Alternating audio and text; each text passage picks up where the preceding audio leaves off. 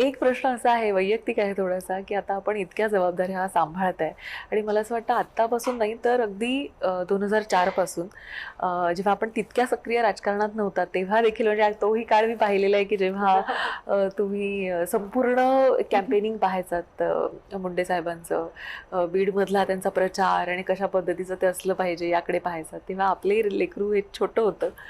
So हे balance तुम्ही कसं केलं, म्हणजे पर्सनल लाईफ, फॅमिली लाईफ आणि राजकारण? बॅलन्स करताना सगळ्यांचं आपल्याला मदत लागत असते. तर सगळ्यांची मला मदत झाली, कधी नाही झाली, कधी झाली. पण हे बॅलन्स करत असताना मुलं आहे ना, ते स्वतः खूप त्याच्यामध्ये योगदान देत असतात. माझा मुलगा किती 1-1.5 वर्षाचा होता 2004ला, जेव्हा मी पहिल्यांदा बाबांचं काम सुरू केलं. तेव्हा महिना त्याला सोडून बाहेर जाणं वगैरे, मी रडायचे अक्षरशः. मी रात्री शेवटच्या सभेला मी रडायचे अक्षरशः, की मला आता बाळ माझं वाट बघतंय आणि त्याला आजारी पडलाय, ताप आलाय, मला सोडून जावं लागायचं. खूप त्याचे महत्त्वाचे दिवस मला मिस करावे लागले. त्याचं ग्रॅज्युएशन मला मिस करावं लागलं, कारण त्याचं ग्रॅज्युएशन आणि माझा मतदानाचा दिवस एकच होता. तर बरेचसे माइलस्टोन कधी कधी मिस करावे लागतात, पण बऱ्याच वेळा आम्ही अधिकच कॉम्पन्सेट करायचा प्रयत्न करतो. तर एक आई म्हणून खूप स्ट्रगल मी केलं, किंवा एक स्त्री म्हणून स्ट्रगल केलं, की आपल्या फॅमिलीपासून आपल्याला दूर राहावं लागतं. बॅलन्सही साधायचा प्रयत्न केला. म्हणजे जसं तर त्याची जर पेरेंट मीटिंग असेल तर मलाच जावं लागायचं, त्याचा आग्रह असेल तर मम्मीच आली पाहिजे. तर हे सगळं मी करायचे, म्हणजे त्याच्या क्लासेसला घेऊन जायचे वगैरे. पण नंतर बाबांनंतर माझा व्याप खूप वाढला, तर त्याच्यानंतर मला फारसा वेळ देणं शक्य नाही झालं. हे मला गिल्ट आहे. आणि नंतर तर मुलं बाहेर शिकायला गेली, तर आता तर ती मोठी झाली, त्यांना पंख आली, ती उडायला लागली. तर आता माझ्यापेक्षाही मोठा झाला तो. तर ते बॅलन्स साधताना माझीच खूप कुचंबणा झाली, असं मला वाटतं, की मी खूप मिस करत होते माझ्या मुलाला सतत. आता आर्यमान काही टिप्स देतो की नाही आईला? अरे खूप टिप्स देतो. म्हणजे मी अवतारात असेल, त्याला आवडत नाही, हे का बोलली, तसं का झालं, त्याचं सगळं लक्ष असतं मीडियावर, सोशल मीडियावर वगैरे लक्ष असतं. टिप्स म्हणजे असं मला पॉलिटिकल तर कोणी टिप्स देत नाही, पण त्याचं वाचन खूप अफाट आहे. तो मला सांगत असतो, मम्मी हा इंटरव्ह्यू झाला, या इंटरव्ह्यू मध्ये असं कोणीतरी बोललं, ही बातमी आली आहे, ते सगळं त्याला माहिती असते सगळी, आणि ती मला आता ऐकते घरी गेल्यावर मला मिळून जाते.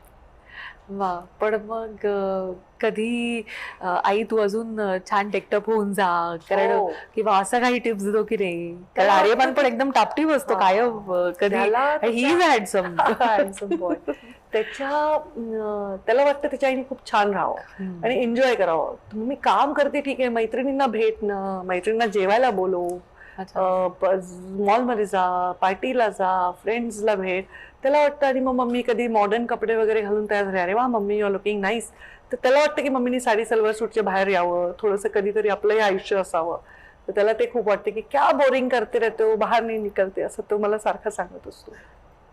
पण आता त्याला लक्षात आलं की मम्मीचं आपलं आयुष्य चौकटीत आहे. कधी बघितलं तर मंदिरात दिसते, नाही तर ऑफिसमध्ये दिसते, तिसरीकडे दिसत नाही.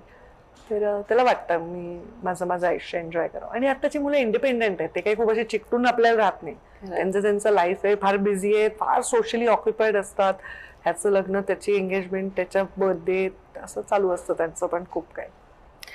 पण आर्यमानचं हे जे इन्क्लिनेशन आहे टू अंडरस्टँड आत्ताचा काळ किंवा कोण कुठे काय बोलतंय की कसं, टू ॲब्झॉर्ब द थिंग्स ज्या आजूबाजूला आपल्या घडत आहेत गोष्टी पॉलिटिकली, किंवा एक सामान्य माणूस म्हणून जेव्हा तो पाहतोय तर त्याच्यातलं वेगळे पण जाणवतं की हे तो छान पद्धतीने ॲब्झॉर्ब करतोय किंवा तो छान समजून तो काही गोष्टी सुचवतोय. जसं समहाव जसं तुम्ही त्या काळी जेव्हा Wien you was not that active in politics करत होतात. मला वेगळं पण असं मी त्याचा विचार नाही करत, तो पार्ट ऑफ लाईफ आहे. कारण मी त्याच्या वयाची होते तेव्हा मी ऑलरेडी आई होते. म्हणजे मी माझ्या म्हणजे 24व्या वर्षी मी बाबांचं कॅम्पेनिंग करायला सुरुवात केली. तर मला वाटतं आमच्या पिढीमध्ये काही वेगळे गोष्टी होत्या जे या पिढीमध्ये वेगळ्या आहेत. त्यामुळे ते लिटरली तसं आहे असं म्हणता येणार नाही. पण आणि त्यांचं एक्सपोजर फार वेगळे, आम्हाला तेवढं एक्सपोजर नव्हतं. त्यांचं एक्सपोजर वेगळे, ते जगात एकटा राहिले, अमेरिकेला शिकले, तर त्यांचं एक्सपोजर वेगळं आहे. त्यांना खूप काही बघायला मिळालेलं आहे लहान वयामध्ये. आम्ही पण एका स्ट्रगलसम ह्याच्यातून आलो. माझं जेव्हा माझे आई बाबा म्हणतात की मी जेव्हा जन्मली तेव्हा त्यांच्याकडे 1-1.5 खोलीचंच घर होतं. हळूहळू ते आम्ही पाहत आलो.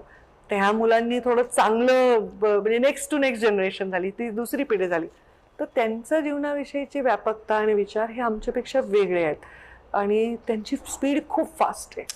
आणि मला वाटतं आर्यमनने मध्ये अजून एक गोष्ट आहे की त्याचं आकलनशक्ती एखाद्या व्यक्तीविषयी त्याची अफाट आहे. आणि मी खूप अशी विचार करते असं नसेल तसं नसेल, पण त्याचं एकदा ठाम मत असतं, हा व्यक्ती असा आहे म्हणजे असा आहे. ते मला बरेच वेळा त्याचं स्ट्रॉंग ओपिनियनेटिव्ह आहे. ओपिनियटेड असतो, स्ट्रॉंग असतो आणि डिसिसिव्ह आहे. एकदा निर्णय घेतला तर घेतला, तो चुकलाय का बरोबर आहे का ह्याचा तो विचार नाही करत, जे मी फारच अजूनही करत राहते. तर मला असं वाटतं हे त्याच्यामध्ये वेगळे गुण आहेत, स्ट्रॉंग गुण आहेत.